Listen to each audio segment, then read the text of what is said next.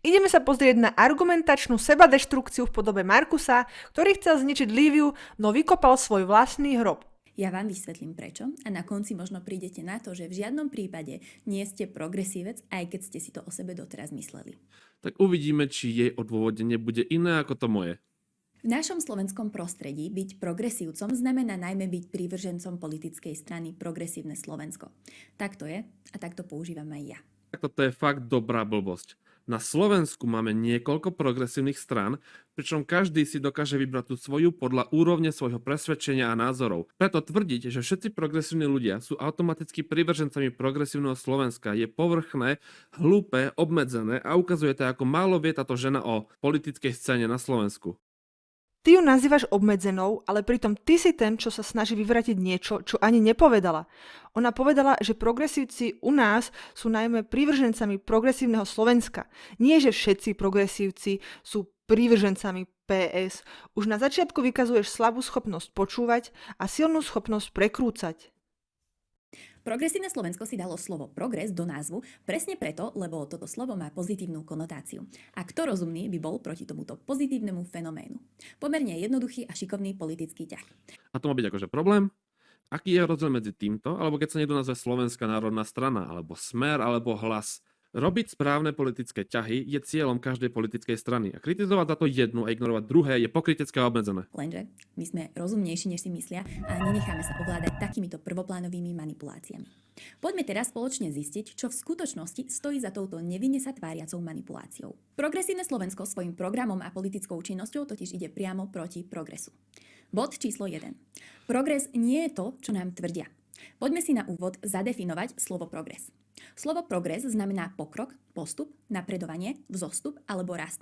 Opisuje pohyb vpred k lepšiemu, zdokonaľovanie, napríklad v spoločnosti a je často vnímaný pozitívne ako cesta k zlepšeniu a vyšším stupňom. Za mňa zatiaľ OK, baba sa trafila do správnej definície. Skôr ma zaujíma, kde presne do tohto nezapadá progresívne Slovensko. Vidíte? Progres je pozitívne napredovanie. Ak niečo len napreduje, neznamená to automatický progres, ako nám to progresívci tvrdia. Pretože nie všetko nové je automaticky dobré. Progresívci nie sú prví, ktorí priniesli do politickej propagandy reči o pokroku. Pokrok zohrával hlavnú úlohu v propagande komunistov. V akčnom pláne KSČ z roku 1968 sa v pomerne krátkom dokumente slovo pokrok alebo progres spomína 31 krát. Komunistický režim v ČSSR oficiálne tvrdil, že socializmus je najpokrokovejšia spoločenská sústava v dejinách. Táto téza bola súčasťou učebníc, stranických programov aj prejavov. Na prvé počutie vám to znie možno dobovo, ale stačí, že frázu zmeníme na liberálna demokracia je najpokrokovejšia spoločenská sústava v dejinách. Len preto, že je niekto za pokrok, to z neho nerobí komunistu, avšak slovo progres môžu niektorí ľudia vnímať automaticky ako posun k lepšiemu, čo tiež nemusí v realite naozaj nastať. Ale poďme ďalej od názvu. Ideologizáciu škôl, cenzúru a zakazovanie určitých pojmov alebo neexistenciu rozdielnych názorov. Ale čo, určite? No tak sa poďme pozrieť do dnešnej Ameriky, konkrétne do USA. Od nástupu Trumpa a jeho kabinetu do vlády sa na amerických školách začalo pretlačať kresťanstvo, začali sa páliť a banovať knihy a sám Trump povedal, že ak ho kritizujete, nejde skutočne o slobodu prejavu. Zároveň vieme aj o niekoľko príkladoch, kedy republikáni sami banovali rôzne frázy, napríklad critical race theory alebo LGBT+, a ich terminológiu. Markus v argumentácii zlyhal hneď na dvoch úrovniach. Uviedol fakticky sporné tvrdenia o tom Trumpovi, ku ktorým sa dostaneme neskôr a urobil logický úskok whataboutizmus, ktorým úplne utiekol od pôvodnej podstaty debaty. Namiesto toho, aby vytvoril zbytočný chaos s kúskami informácií vytrhnutými z kontextu a dopustil sa whataboutizmu, stačilo povedať, že Lívia sa dopúšťa logickej chyby, ak povie, že ak nesúhlasíš s tlačením ideológií alebo ideológie do škôl, tak nie si progresívec. Pretože človek môže plne zdieľať všetky progresívne hodnoty, ale môže mať odlišný názor na stratégiu, metódy alebo vekovú primeranosť. Čiže progresívny rodič alebo učiteľ môže úprimne podporovať práva LGBT ľudí alebo zelenú politiku, ale zároveň si môže myslieť, že základná či stredná škola by mala učiť len matematiku a gramatiku, pričom tieto témy by sa mali otvárať až na vysokej škole, alebo by sa tieto témy nemali otvárať v škole vôbec. Čiže nesúhlasí teda s metodou tlačením do škôl, ale súhlasí s hodnotou, preto stále môže byť progresívcom. Človek môže byť 100% konzervatívec a zároveň zásadne nesúhlasiť s Donaldom Trumpom. Markus síce odskočil zo slovenskej scény do USA, pričom Lívia USA vôbec nespomenula a celkovo to bolo od veci, ale musím rozobrať aj jednotlivé tvrdenia, čo zazneli o Trumpovi, aby som ukázala Markusovú neschopnosť správne alebo komplexne vnímať realitu. Od nástupu Trumpa a jeho kabinetu do vlády sa na amerických školách začalo pretlačať kresťanstvo. Čo sa kresťanstva týka, tak ide o podporu a ochranu náboženskej slobody. USA ide primárne o dobrovoľnú podporu viery, nie o nátlak. Konzervatívni sudcovia vymenovaní Donaldom Trumpom posilnili práva veriacich na školách, napríklad povolenie osobných modlitieb trénerov, učiteľov či žiakov na verejnosti, nikto však nemôže byť do modlitby nútený. Na federálnej úrovni, teda celého USA, modlitba ani čítanie Biblie na štátnych školách nie sú povinné a nátlak na študentov je zakázaný. Úroveň jednotlivých štátov, teda regionálne, povinné prvky zavádza len jeden štát, Louisiana, ako jediná úspešne zaviedla povinné vyvesenie desatoro v triedach, zatiaľ čo v Oklahome plošné zavádzanie Biblie stroskotalo. Čiže ak sa na to pozrieme plošne, tak o žiadne agresívne pretlačenie kresťanstva v školách nejde. Ak tu ešte vravíme o nejakých dopadoch toho, že by mala každá škola mať 10 božích prikázaní na stene, čo ani momentálne nie je realita, tak to, že by deti mali na očiach, že majú ctiť svojich rodičov, či nezabiť a nekradnúť, tak si nemyslím, že to je zlé, práve naopak. Hoď USA vznikla na svetských základoch, kultúrne a sociálne prostredie, z ktorého vzišlo, bolo formované kresťanskou tradíciou. Mnohé princípy osvietenectva a ľudských práv vychádzajú zo západnej filozofie a staročného kresťanského dedičstva. Čo nie je na škodu si pripomínať. Začali sa páliť a banovať knihy. Ak bavíme ale o progresívnej ideológii, ktorá prevládala na školách plošne v USA, by sa nedalo povedať, že bola neškodná. V školských knižniciach sa objavovali veľmi sporné knižky, ktoré zobrazovali sexuálne akty a mali k ním prístup maloletí študenti. Taktiež bola podporovaná transideológia, ktorá mohla mať celoživotný negatívny dopad na život dieťaťa. Ak hovoríme o balení kníh pod Trumpom, tak v období od 2024 po dnešok nebolo USA nariadené žiadne fyzické palenie kníh zo strany štátu, uplatňovali sa výhradne tzv. Book bans, zákazy a sťahovanie kníh. Tieto book bans fungujú následovne. Organizovaná skupina rodičov alebo miestny politik označí konkrétnu knihu za nevhodnú, napríklad pre údajné obscénnosti alebo témy týkajúce sa LGBT. Potom sa kniha stiahne, kým sa nepreverí. Ak komisia uzná sťažnosť za opodstatnenú, kniha sa nezničí, ale presunie sa do skladu. V určitých prípadoch môže k nej byť umožnený prístup po súhlase s rodičmi. A navyše tieto knihy nie sú nejak zakázané, že už ich nikto nikdy neuvidí, proste nie sú na pôde školy, kde by k tomu mali prístup len tak deti, ale keby chceli, tak si to môžu hoci kde tú knižku kúpiť alebo stiahnuť na internete, čiže nejde o nejaký zákaz nejaké knihy alebo čo všeobecný. Takže ak človek pozná celý kontext, ktorý Markus neuviedol, tak zistí, že knihy boli sťahované zo škôl kvôli nevhodnému obsahu na niekoho podnet. Nie preto, že Trump páli knihy! Ak nie si divný človek, tak by si najskôr taktiež nepodporoval prístup maloletých k pornografickým materiálom. A sám Trump povedal, že ak ho kritizujete, nejde skutočne o slobodu prejavu. Tvrdenie, že Trump povedal, že kritizovať ho nie je sloboda slova, on v realite hovoril o sústavnej negatívnej kritike voči jeho osobe a preukazateľne klamlivým tvrdeniam. Donald Trump tieto slová vyslovil v septembri 2024 počas predvolebného mítingu v Pensylvánii, kde ostro zaútočil na mainstreamové médiá.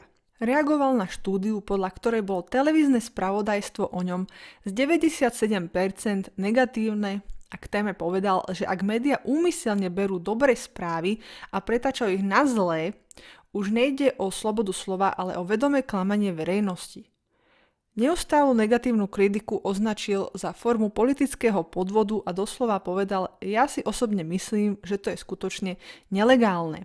Kontext vyjadrenia je taký, že týmto výrokom Trump nepovedal, že nesmie byť kritizovaný vo všeobecnosti, ale tvrdil, že systematické a preukazateľne skreslené spravodajstvo prekračuje zákonné hranice slobody prejavu. Čo sa ústavy týka, v americkom právnom systéme je sloboda tlače a kritika vládnych predstaviteľov absolútne chránená prvým dodatkom ústavy. Neexistuje žiadny zákon, ktorý by zakazoval médiám prinášať negatívne správy o politikoch. Zároveň vieme aj o niekoľko príkladoch, kedy republikáni sami banovali rôzne frázy, napríklad critical race theory alebo LGBT+, a ich terminológiu. Teraz sa zameriame, akú podobu a dopad majú progresívne myšlienky v praxi práve v spomínanom USA. Okrem sprístupnenia kníh s nevhodným obsahom maloletým, išlo aj o šírenie myšlienok critical race theory, ktorá síce znie ako skvelá myšlienka na podporu menšín, no v skutočnosti išlo o utlačanie bielých detí. Konzervatívci presadili zákazy kvôli zavadzaniu praktických materiálov a cvičení vychádzajúcich z myšlienok kritickej rasovej teórie do osnov na štátnych školách. Aplikácia myšlienok kritickej rasovej teórie v praxi vyzerala tak, že bol zavedený projekt 1619, kedy školské materiály učili, že USA vzniklo v roku 1619 príchodom prvých otrokov a celá krajina stojí na systéme otrokárstva. Ďalej cvičenia o privilégiách, aktivity, kde sa študenti delili podľa rasy na zvýhodnených a utlačaných, čo vyvolalo pocit kolektívnej viny. Ďalej preškolovanie učiteľov, povinné kurzy na odstraňovanie nevedomých predsudkov, ktoré menili prístup k výučbe a žiakom. Pohľad kritikov a konzervatívnych rodičov bol taký, že áno, dochádzalo k diskriminácii a psychickému tlaku. Konzervatívci a kritici školní tvrdia, že tieto programy neviedli k spravodlivosti, ale k vytvoreniu rasizmu proti bielym. Ako dôkazy uvádzajú konkrétne sťažnosti a žaloby rodičov. Pocit kolektívnej viny na súdoch skončilo niekoľko prípadov, kedy rodičia žalovali školy za to, že ich biele deti boli počas cvičenia nútené prihlásiť sa k statusu utlačovateľa. Kritici tvrdia, že označiť malé biele dieťa za súčasť systému útlaku na základe farby pleti je psychologicky škodlivé a hlboko nespravodlivé. Ja sa nedivím, že to zakázali. Ďalej, znižovanie nárokov pre menšiny. Súčasťou niektorých školení bolo tvrdenie, že trvanie na presnosti správnych odpovediach napríklad v matematike alebo prísnej disciplíne sú znaky bielej kultúry nadradenosti. Kritici argumentovali, že ak učitelia pod vplyvom tohto školenia prestali od menšinových detí vyžadovať rovnaké výsledky, znevýhodnilo to biele deti, ktoré museli štandardné kritériá naďalej spĺňať. A ďalej rodičia kritizovali, že učitelia začali hodnotiť diskusie alebo eseje nie podľa faktickej správnosti, ale podľa toho, či študent prejavil správne, v úvodzovkách pokrokové a antirasistické názory. Kritici vnímajú kritickú rasovú teóriu ako nebezpečnú ideológiu z týchto dôvodov. Rozdeľuje spoločnosť, delí ľudí na fixné kategórie utlačovateľov, teda bielých ľudí, a utlačaných menšiny. Ďalej to spôsobovalo kolektívnu vinu. Nutí biele deti cítiť vinu za historické krivdy, za ktoré nemôžu. Potom to bol útok na meritokraciu. Odmieta posudzovanie ľudí podľa charakteru a úspechu na základe práce, pričom rovnosť príležitosti nahradza kvótami. A ďalej bolo to tlačené do škôl, akademické koncepty sa pod zámienkou diverzity DEI neprimerane pretlačajú už deťom na základných a stredných školách. Preto si ľudia spájajú progresivizmus s kultúrnym marxizmom, pretože obe ideológie rozdeľujú ľudí na utláčateľov a utlačaných. V prípade marxizmu to bola buržoázia a proletariát, v prípade progresivizmu sú to heterosexuálni bieli muži a zvyšok populácie na planéte. Pričom v globálnom meritku sú bieli muži v menšine. Môžeme sa pozrieť aj na Twitter alebo dneska X, kde Musk nastavil, že za každým, keď použijete slovo cisgender, dostávate ban. Čiže ak máte názor, ktorý ide proti aktuálnej vláde, nie je vítaný. Ak tvrdenie, že ak máš názor proti vláde, tak nie je vítaný, nie je to úplne pravda. V USA je vyjadrovanie názoru proti vláde nielen úplne bežné, ale je to jedno zo základných a najprísnejších chránených práv v krajine. Sloboda prejavu a kritika vládnej moci sú zakotvené priamo v prvom dodatku ústavy USA, First Amendment. V porovnaní s Európou alebo s výškom sveta majú USA jednu z najextrémnejších foriem ochrany slobody slova. Čo sa môže stať je ale, že v USA ťa súkromná firma môže vyhodiť za tvoj politický názor, čo napríklad na Slovensku nie je legálne. A pripomínam, Trump je republikán, nie progresívec. Čiže ak tu niekto presádza ideológiu na školách, cenzuruje, páli knihy, banuje terminológiu, je to práve tvoja strana. Nie, to je strana a to tvrdenie je v realite nesprávne. Ak tvrdí, že slovenské dievča podporujúce stranu Republika je republikánka, v mysle americkej politiky dopúšťaš sa hrubého logického klamu zámeny pojmov. To, že sa slovenská strana volá Republika, je len lingvistická náhoda. Členstvo alebo voľba slovenskej strany Republika z nikoho nerobí člena americkej republikánskej strany. Programy a hodnoty týchto dvoch strán sú v mnohých bodoch v priamom rozpore.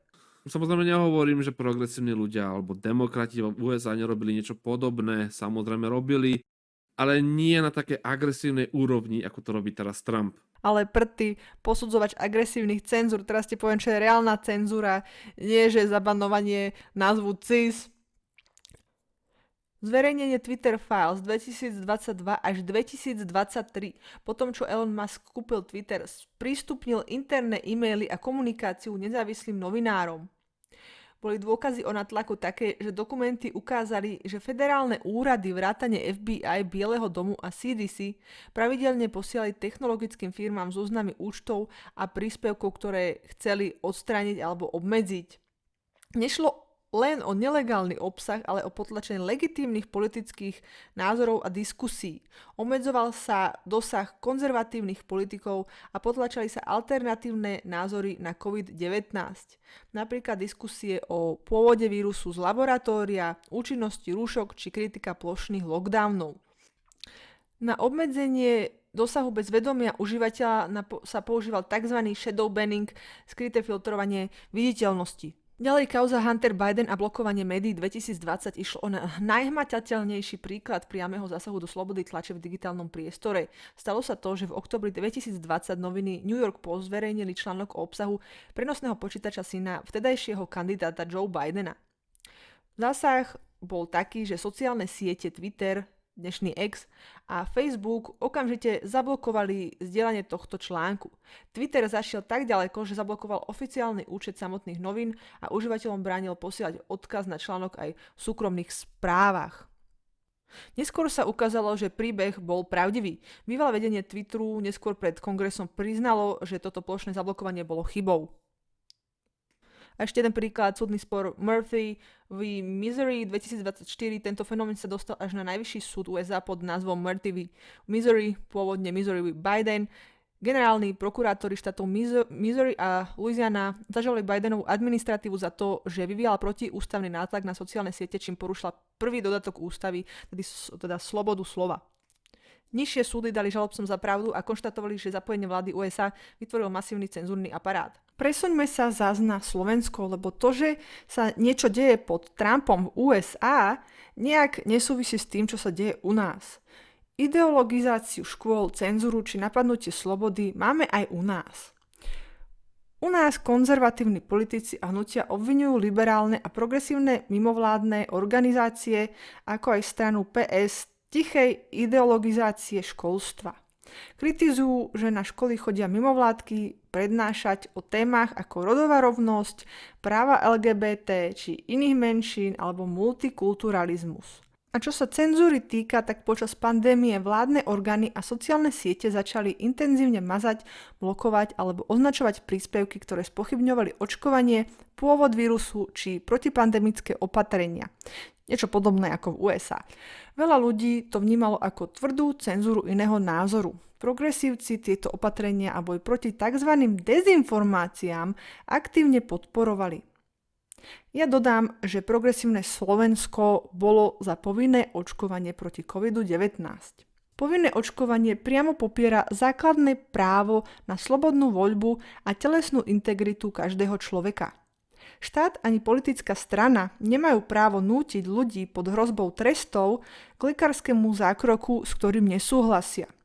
Ak progresívci presadzovali povinné očkovanie, išli priamo proti slobode jednotlivca rozhodovať o vlastnom tele.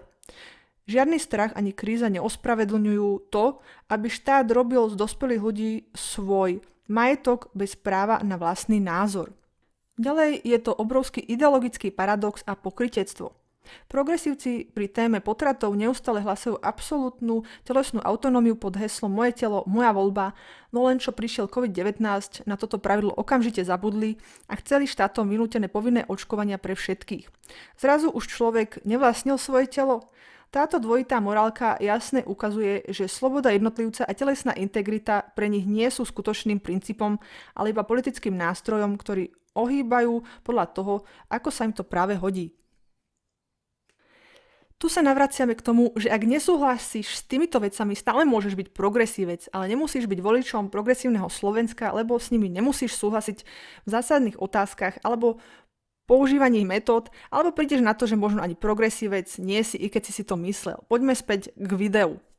Bod číslo 2. Progresívci využívajú techniku, kde používajú pozitívne slovné spojenia, aby zakryli škodlivosť dôsledkov, napríklad v téme rozmanitosti. Je to jeden zo základných pilierov ich politiky. Rozmanitosť, ktorú sú progresívci v praxi, je násilná a skutočnú rozmanitosť zabije. Náš európsky kontinent je už teraz najrozmanitejší zo všetkých. Máme tu nespočet národov, jazykov a dialektov. Progresívci sa však nesústredia na túto krásnu a obohacujúcu rozmanitosť, ale najmä na ľudí z úplne iných, nekompatibilných kultúr. Častokrát ide o kultúry, ktoré sú omnoho pozadu oproti nám a nevedia nás skutočne obohatiť. Pokiaľ nie je na plagáte Európskej únie aspoň jeden černoch, to snaď ani nemôže byť plagát Európskej únie. Ach áno, ak je niekto s tmavou pleťou, je to samozrejme automaticky katastrofa pre týchto ľudí. Černoch na plagáte bol len vtipný dodatok, ale podstata ostáva, že sem prichádza veľké množstvo migrantov z kultúr, ktoré sú s tou našou nezlúčiteľné a sú z toho veľké problémy. Teraz priznajme si, áno, Európa kompletne zbabrala migráciu a spôsobila ňou viacej zlého ako dobrého. To však ale neznamená, že teraz budem žať tie rasistické reči, že je vadia primárne ľudia tmavej pleti alebo z krajín tretieho sveta. Totiž, nedávno, pár rokov dozadu, začala kríza v jednej krajine, ktorá je nám kultúrne veľmi blízka. A títo ľudia svojim príchodom do Európy pozitívne prispeli svojou prítomnosťou. Avšak ľudia ako ona a jej podobní budú na týchto ľudí v kuse nadávať. Keďže sme na Slovensku a podobný prieskum sa tu ešte nerobil, poďme sa pozrieť k našim susedom Čechom.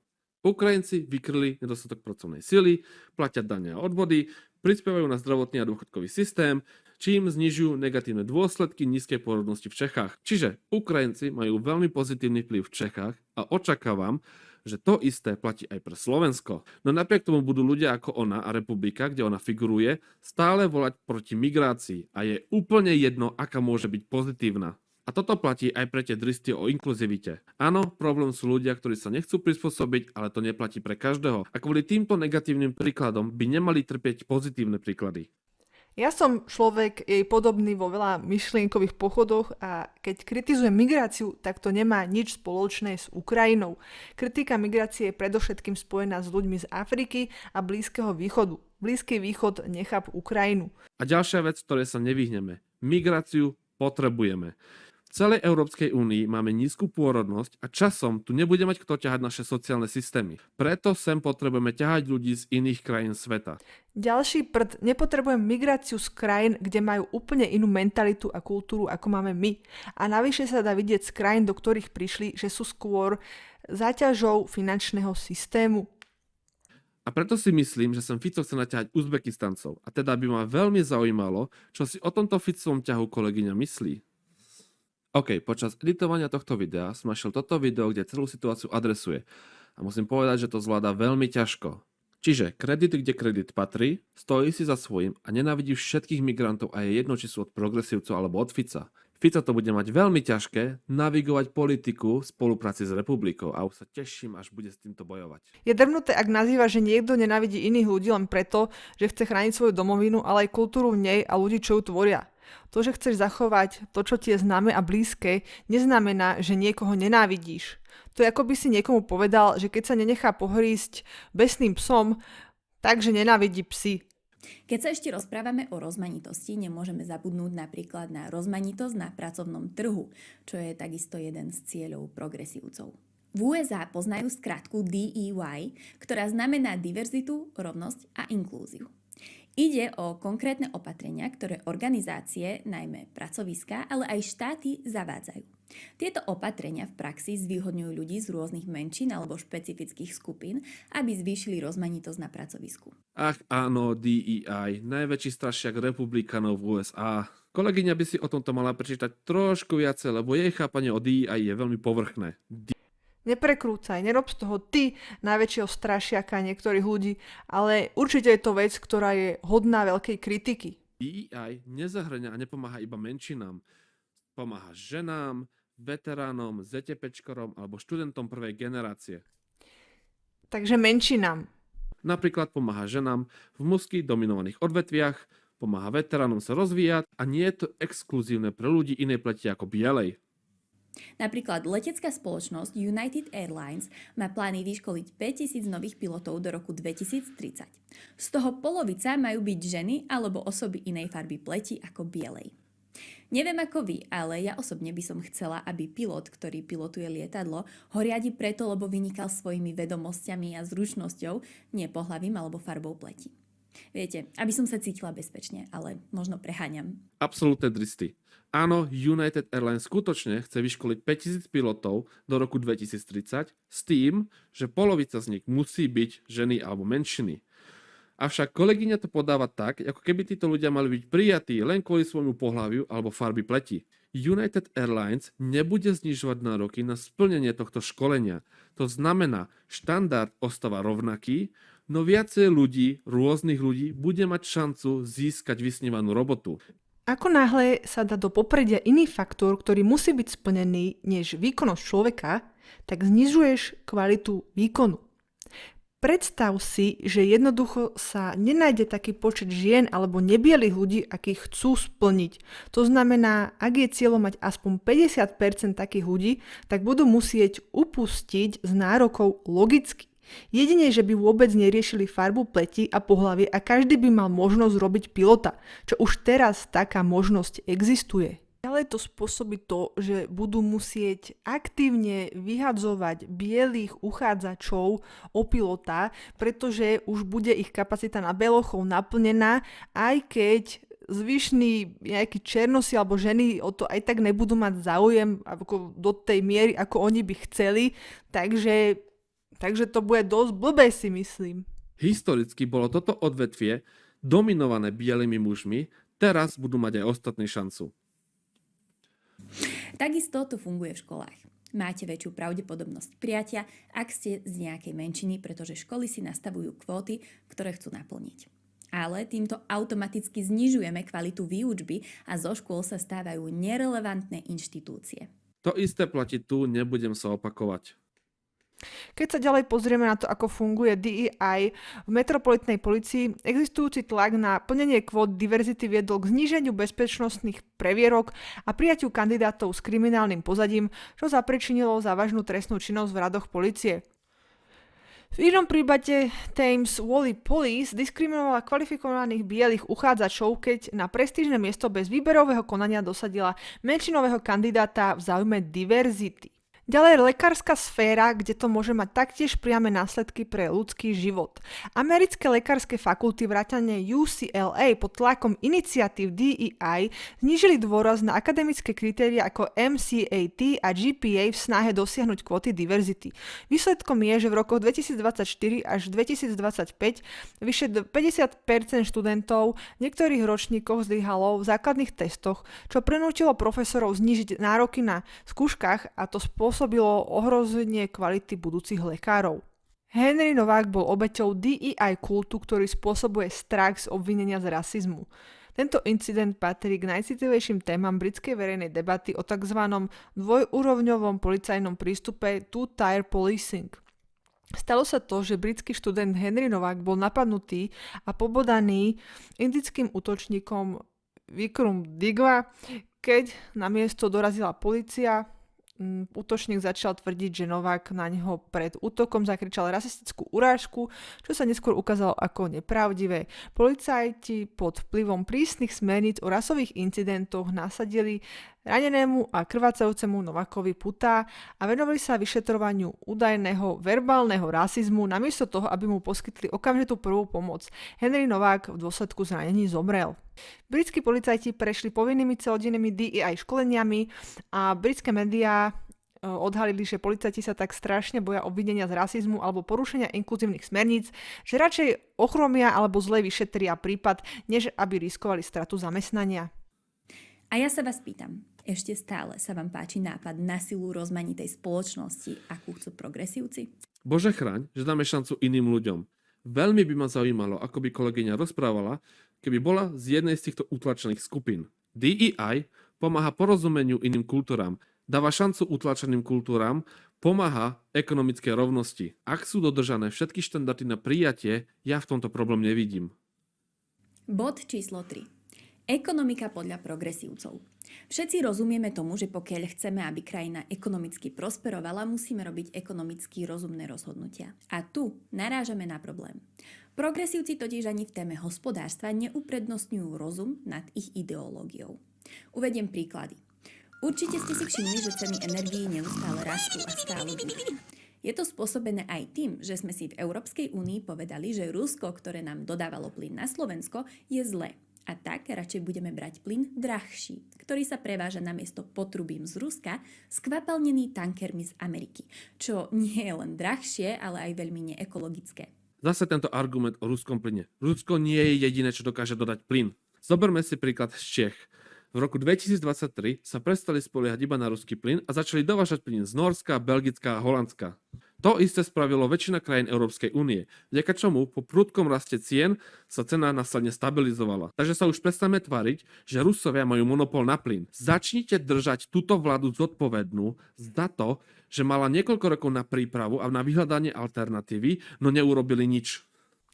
Definitívny zákaz dovozu ruského plynu v roku 2027 prinesie Slovensku vyššie účty za energie, keďže krajina stratí prístup k finančne výhodnej zmluve so spoločnosťou Gazprom. Rusko síce nie je jediné, čo vyrába a dodáva plyn, faktom však ostáva, že Slovensko ruský plyn stojí najmenej.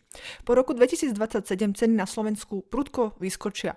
Po skončení ruskej zmluvy a prechode na západné trasy zaplatí Slovensku na tranzite o 177 miliónov eur ročne viac.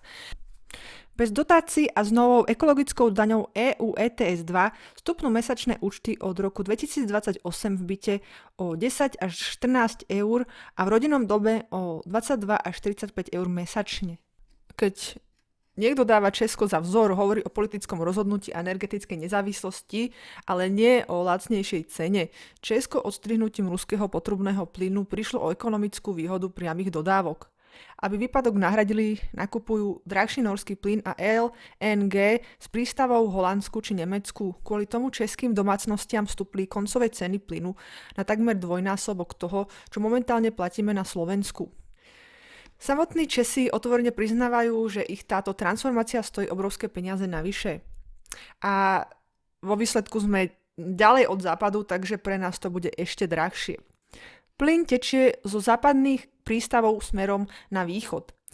Nemecko má LNG terminály priamo na svojom pobreží. Česko susedí s Nemeckom, takže platí tranzitné poplatky iba za prechod cez jedno nemecké územie. Slovensko leží až za Českom a Rakúskom. Ak budeme chcieť dostať plyn z nemeckého prístavu na Slovensko, ten plyn musí prejsť nemeckými rúrami, potom českými alebo rakúskymi a až potom príde k nám. Každá jedna krajina po ceste si na našom plyne vyberie svoje tranzitné mýto. Čím ďalej na východ plyn tečie, tým viac poplatkov sa na ňom nabalí.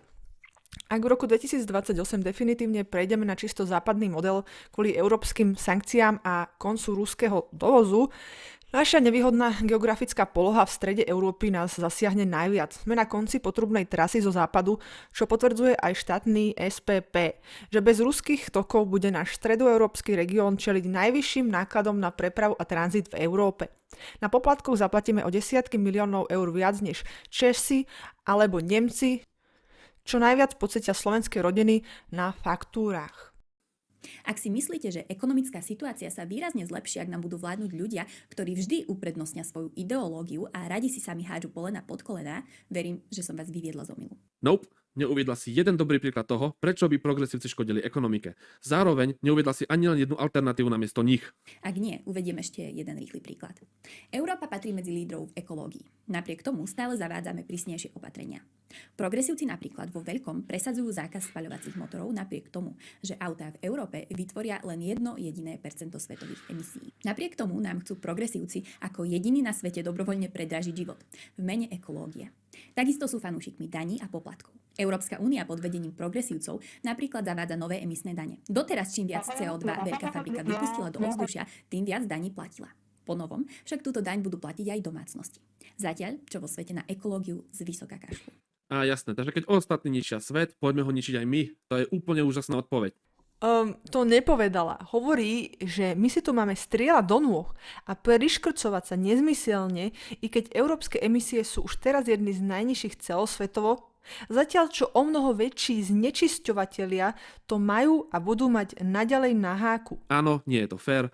Stačí sa pozrieť na krajiny ako je Čína, USA alebo India a je jasné, že tento boj prehrávame, pretože ich absolútne netrápi nejaké špinenie ovzdušia. No teraz povedať, že ideme robiť to isté, tiež nie je odpoveď. Nie som odborník, ale za mňa ideálne by malo ísť o kombináciu ekonomického nátlaku a diplomatických vzťahov. To znamená, vy chcete špiniť ovzdušie, OK, tak tu nebudete proste môcť predávať vaše veci. Ak idú iné krajiny pri svojej produkcii robiť bordel, s Európou by nemali obchodovať. Avšak či to Európa urobí, alebo aké budú iné alternatívy, to už je na nich. Bod číslo 4. Ľudské práva a slobody. Ak si hovoríte, že by ste vedeli prežiť aj násilnú rozmanitosť, ktorá navždy zmení tvár našej domoviny, alebo zbytočne si priplácať za život, pokiaľ to ľuďom zabezpečí posilnenie ľudských práv a slobôd, aj tu narážame na veľkú dezinterpretáciu. Progresívci síce radi hovoria o ľudských právach a slobode, ale myslia tým niečo úplne iné. V mene ľudských práv a slobôd chcú zatvárať do basy každého, kto vidí svet trošku inak ako oni. V mene ľudských práv a slobôd imigrantov nebudete môcť kritizovať imigráciu. V mene ľudských práv a slobôd transrodových ľudí budete musieť používať pri každom také zámeno, aké si vyberie, nie aké sa shoduje s jeho pohlavím, inak vás čaká väzenie. A tak ďalej. Toto sú len reči, ktorými strašili pravičaci v USA v roku 2016. Nikto tu nebude zatvárať nikoho za to, že máte iné názory a už vôbec nebude nikto zatvárať nikoho za to, že použijete nesprávne zámeno. Zároveň som nikdy nepočul nikoho z progresívneho Slovenska alebo Európskej únie toto pretlačať. Jediné, čo tu teraz robí, je, že týmito rečami straší ľudí, tak ako to robili kedysi Jordan Peterson, Ben Shapiro alebo iní konzervatívni komentátori. Neberte ju hlavne vážne. Čo sa Jordana Petersona týka, Markus opäť nevie, koľka bije. Peterson nepovedal, že vás polícia zatkne, ak omylom niekoho nazvete iným zámenom. Jeho argumentácia bola právne o niečo hlbšia a opierala sa o tzv. Princíp reťazovej reakcie. Jemu vadilo, že štát prvýkrát v histórii určuje, čo musí človek hovoriť. Cesta do väzenia by viedla cez pohrdanie súdom. Opísal aj proces, ako by to mohlo fungovať. Za prvé odmietneš požívať zámeno na pracovisku, potom prípad skončí pred tribunálom pre ľudské práva, tribunál ti udeli pokutu a ty tú pokutu odmietneš zaplatiť, lebo prečo by si vôbec mal platiť nejakú pokutu a potom ťa súd pošle do väzenia za pohrdanie súdom. On teda varoval pred legislatívnym precedencom a kam to až môže v praxi zájsť. Čiže on nevytváral nejaký umelý strach, ale on mal legitímne obavy z toho, čo môže nastať. Zatiaľ, čo vo svete nebol nikto trestne stíhaný za v úvodzovkách nesprávne použitie zámen, akože jednorazovo nazvaný inak, ako by najskôr chcel, jeho slova sa však naplnili. Peterson správne predpovedal, že tlak sa preniesie do inštitúcií, na pracoviska a univerzity, kde ľudia budú čeliť postihom, ak nebudú používať preferovaný jazyk. V Kanade bol otec odsúdený na 6 mesiacov väzenia za pohŕdanie súdom po tom, čo opakovane porušil príkazy zakazujúce používanie pôvodného mena a zverejňovanie informácií o medicínskej tranzície svojej dcéry. Ďalej v USA, Kanade a v Európe prišli o prácu desiatky učiteľov, profesorov či lekárov, ktorí odmietli používať neutrálne zámená zo svojho biologického pohľadu na svet či náboženského presvedčenia. Firmy aj zamestnávateľia v civilných sporoch dostávajú pokuty za to, ak dlhodobo a opakovane nevychádzajú v ústrety rodovej identite zamestnancov. Ak však chceme vidieť skutočne, ako to vyzerá, keď zatvárame iných ľudí za iné názory, stačí sa pozrieť do Ruska. Akékoľvek pretlačenie LGBT ideológie, ide sa do gulagu. Akékoľvek názory proti vláde, ide sa do gulagu. Akékoľvek protesty, ide sa do gulagu. A ak len pomyslíte na to, že by ste išli kritizovať vládu, do gulagu. Čiže nie Európska únia ide toto tlačiť, tlačia to krajiny ako je Ruska, Čína, India a podobne. Ako by to v praxi fungovalo, vidíme na výjavoch z Veľkej Británie, kde na dennom poriadku klopú ľuďom na dvere policajti za statusy. Štatistika hovorí o vyše 12 000 zatknutiach za statusy ročne, čo je viac ako 30 ľudí denne. Áno, aj o tomto som počul, predpokladám, že naráža na toto. Tieto zatknutia sú pre všetku online komunikáciu ako vyhrážky, urážky, hoaxy a podobne. Rátajú sa tu aj telefonáty, e-maily a ostatné formy komunikácie. Väčšina týchto zadržaní ani len neviedla k odsúdeniu. Ak chcete vidieť viacej, mám tu dobrý článok, ktorý môžete vidieť v popisku videa, avšak je po anglicky. Zároveň tieto zatknutia nie sú o nič iné, ako keď na Slovensku polícia naháňala a zatýkala ľudí za to, že schvaľovali pokus o atentát na Fica. Dodávam, že tieto zákony sú v Anglicku už niekoľko rokov a neboli nutne pretlačené progresívcami. Čiže zase len spája hrušky s jablkami. Keď sa pozrieme na francúzsku aktivistku Thais D'Escoufon, neviem, či to hovorím správne, bola odsúdená na pokutu za výroky v televízii, v ktorých ako obeť útoku označila imigrantov za hrozbu. Súd jej vyjadrenie posúdil ako verejnú urážku s rasovým podtextom, čo vyvolalo kritiku, že obete sú pri opise pozadia útočníkov trestané obvineniami z rasizmu.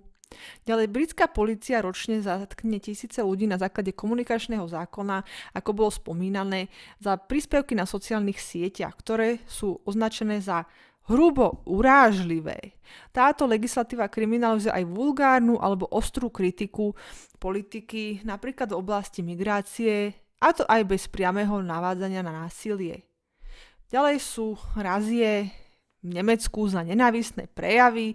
V Nemecku polícia pravidelne vykonáva ranné domové prehliadky u bežných občanov za online komentáre. Títo ľudia často len zdieľajú statusu typu všetkých imigrantov, čo páchajú trestné činy, treba okamžite naložiť do lietadiel a poslať domov. Nemajú tu čo robiť. Dôkazom o plánoch progresívneho Slovenska o tom, ako nám zabezpečiť väčšiu slobodu, je aj ich samotný politický program, kde píšu, za čo všetko by nás chceli zatvárať.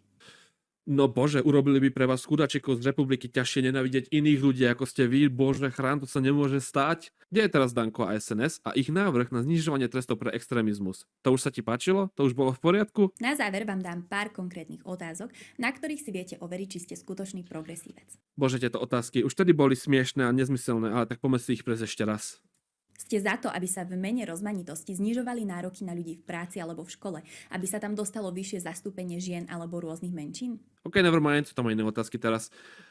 Anyway, nie som, ale zároveň sa to ani nedieje, takže táto otázka nemá absolútne žiadny zmysel.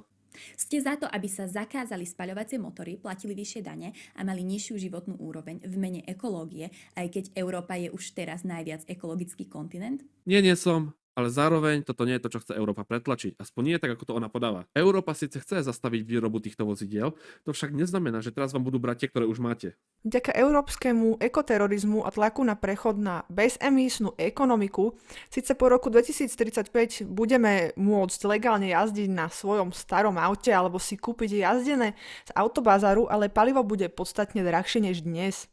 Ceny na pumpách poletia nahor kvôli dvom hlavným dôvodom. Príchodom emisných povoleniek, čo je systém ETS 2, tento proces sa začne od roku 2028. Európska únia zavedie novú uhlíkovú daň na každý liter benzínu a nafty. Ropné spoločnosti budú musieť za emisie z palív povinne nakúpovať tzv. Emisné povolenky. Aký to bude mať dopad na cenu? Tieto náklady firmy kompletne premietnú do cien na pumpách. Analytici odhadujú, že takáto ekologická daň zvýši cenu bežného benzínu a nafty o 20 až 50 centov na liter už v priebehu rokov 2028 až 2030. Po roku 2035 sa budú limity na emisie ešte viac prísňovať, čo cenu posunie ešte vyššie. Ďalší dôvod je postupné zatváranie rafinérií a úpadok infraštruktúry. Menej zákazníkov sa rovná vyššie náklady. Ako bude na cestách pribúdať viac elektromobilov, celosvetový dopyt po klasickej rope začne klesať. To spôsobí drahšiu výrobu. Pre rafinérie bude čoraz menej rentabilné spracovať klasickú ropu a udržať obrovskú sieť čerpacích staníc pre menšiu skupinu vodičov. Náklady na prevádzku pump a distribúciu palív sa rozpočítajú medzi menej ľudí, čo opäť zvyší finálnu cenu na liter. Ak chcete využívať svoje staré vozidlo, stále to tak môžete robiť až do konca jeho životnosti. Ste za to, aby sa zatvárali ľudia do väzenia, ak transrodovej žene, evidentnému mužovi, poviete zámenom on? Nie, ale zároveň sa to ani nedeje, takže zase len dristy. Konzervatívci, nesprávne zámeno, Ak ste čo i len na jednu otázku odpovedali nie, gratulujem, nie ste progresívec. OK, teraz je ich menej, predpokladám, že zatiaľ ostatné sa hambila. Celé video bolo ešte bolestivejšie ako skrátená verzia. Baba nemá absolútne pochopenie o reálnom fungovaní sveta a politike. Porovnáva veci, ktoré so sebou nemajú nič spoločné, nelogicky spája veci a robí závery, straší ľudí s niečím, čo nie je reálne a neodráža tú realitu dnešného sveta a hlavne dáva ľudí do jedného vreca. A preto hovorím, že táto baba má absolútne amatérske chápanie o politike, o dnešných kultúrnych problémoch, zároveň rozpráva také dristy, ktoré by dokázali počúvať iba ľudia ako ona a ľudia, ktorí nedokážu kriticky rozmýšľať.